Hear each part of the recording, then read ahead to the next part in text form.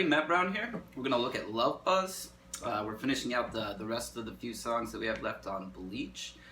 And so we're just going to start from the beginning and walk our way through this one like we usually do. So the song starts with bass and drums, and when the guitar comes in, we're just strumming the A chord. And so that is a 4-string A chord just played on the middle strings, and you can bar with the first finger all those 2nd fret notes. So strum the A chord for a measure, for a full whole note, then the next measure, the rhythm figure changes. We get this.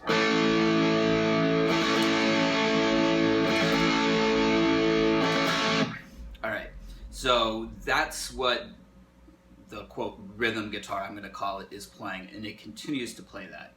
The other guitar part splits off and does this. So that's a slide up to the 19th fret after you hold that A note, or A chord rather, for just 2 beats. So you're sliding to the 19th fret and bending it up a half step there. Alright, and then the guitar riff changes. So we'll look at what comes next.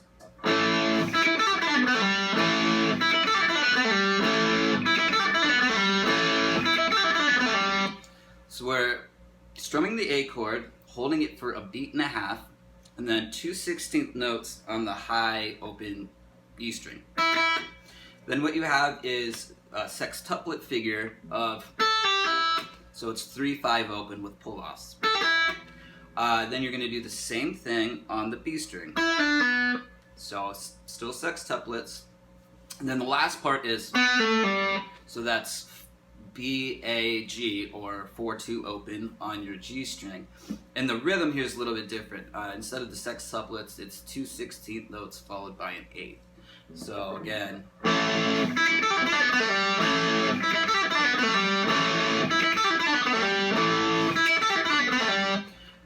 Slowly.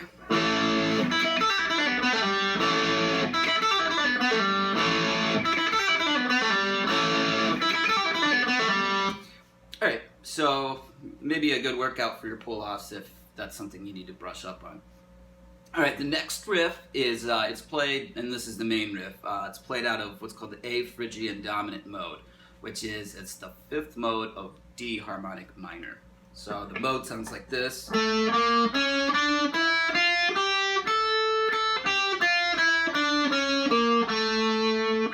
Alright, so the riff, we're going to play this out of 5th position, and it starts with the A note at the 7th fret, and then we're going to go 5, 7, 8, like that, and then there's a hammer-on pull-off deal on the 3rd string, and then it starts over. So that hammer-on pull-off, 6, 7, 6.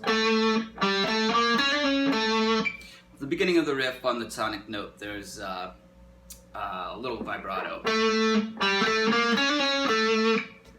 So when this riff comes in, the kind of secondary rhythm guitar just strums the A chord and holds it out until it goes back to the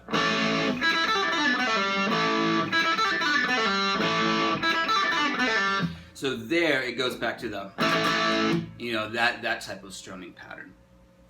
Alright, so as I mentioned, it goes back to riff, I'll call this riff 2. And it does that a few times, and then the time before it goes into the verse, we get the slide thing into the 19th fret. Alright, so that takes us to the verse. The verse, there's no guitar, so the next part is the chorus. So the chorus is, essentially you're just strumming an A chord every 2 bars. At the end of the 2nd bar in each figure, though, you can kind of throw in a little rhythmic fill to kind of add a little interest, like this.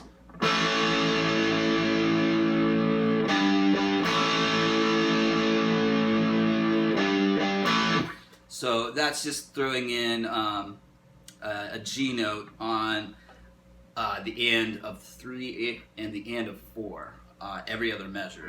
You can also substitute just an open A note with the same rhythm, and it'll kind of have the same effect. So he doesn't play it consistently from one chorus to the other. So, you know, keep that in mind. All right, so then we are back to the main riff,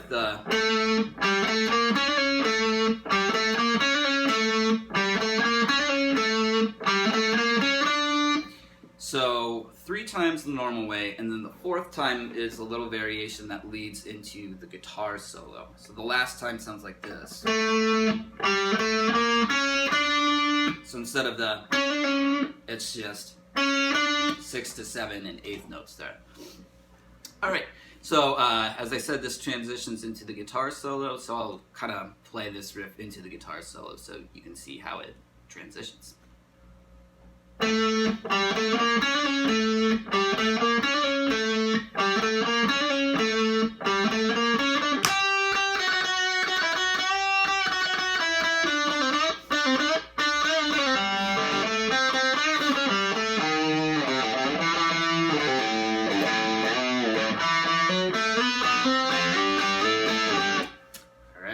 So, a little slower now.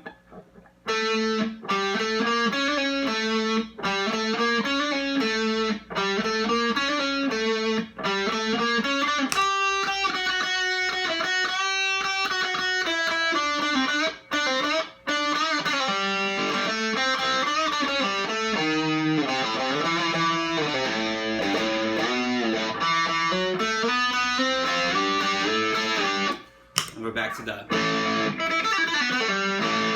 riff. So I'm not going to go through and say note by note, put your finger here and there. I will talk a little bit about the theory that's going on with this. So with the bass riff, you know, it's the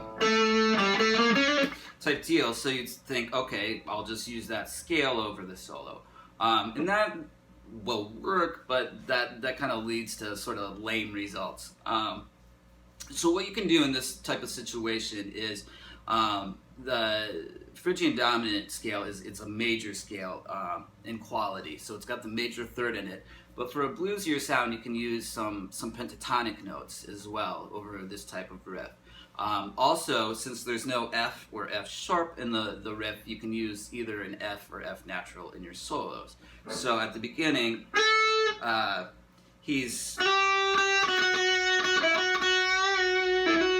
it's, you know, almost kind of like I guess sort of like you could say it's like the A Dorian mode that he's using at the beginning of the solo.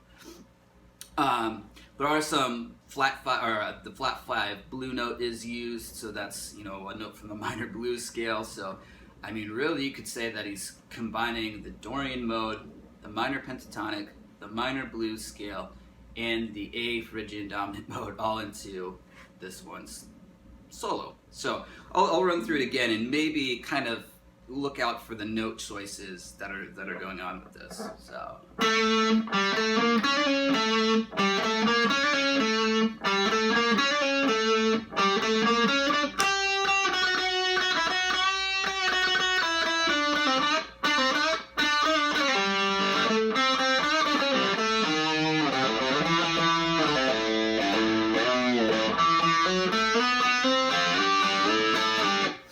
Alright, so 2 other kind of key elements, I would say, of Kurt Cobain's style are the real low bends.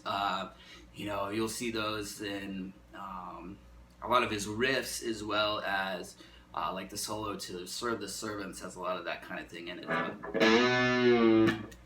Kind of real low, kind of bending sound. Another thing that he really likes to do, especially at the end of solos, is just kind of slide around on the 3rd string. And in the case of this solo, he's sliding around. This is a 4th shape on the 3rd and 2nd strings. So they're just 1 fret apart. And so it's kind of like he's harmonizing, I guess, the natural minor scale there at the end. So lots of good stuff to learn, and if you want the transcription, just email me and I'll send you the tabs to how to play this.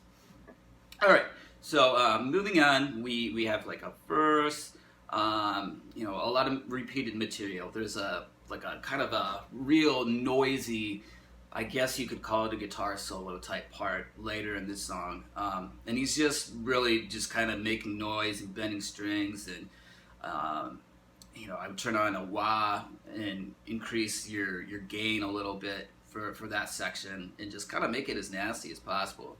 Doing pick scrapes and some nasty low bends, that type of thing. All right, so really the only thing left to talk about is kind of how the song ends. So let's talk about that. So at the end of the song, it kind of like devolves into kind of how the song starts, which is a really cool way to end a song. Another song that kind of does the exact same thing is Enter Sandman. Like the outro starts with the full riff and it kind of just works backwards. This is sort of what happens. It's like the intro but backwards as the outro.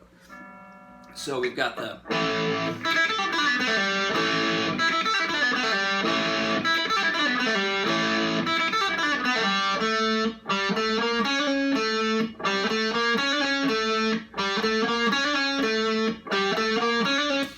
Alright, that type of idea. The other guitar is doing the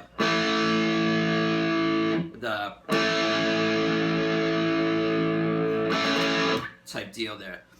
So the end of the song, what happens is both guitars start playing the same part, which is this.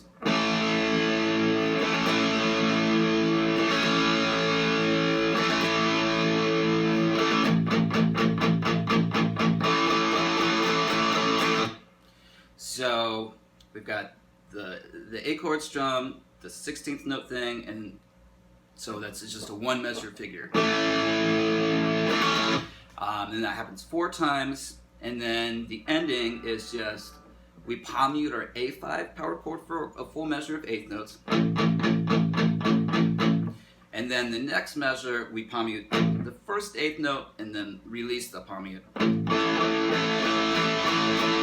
And there's a crescendo there that leads into the final quarter note. So the last measures of the song we have this.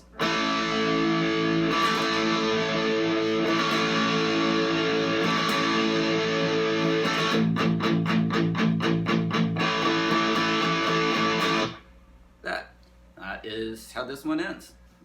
All right, so if you have any questions, comments, whatever, let me know and email if you'd like my transcription of this one. So got about, I think, 3 songs left on this album, and then I'll surprise you with what the next project of mine is coming up.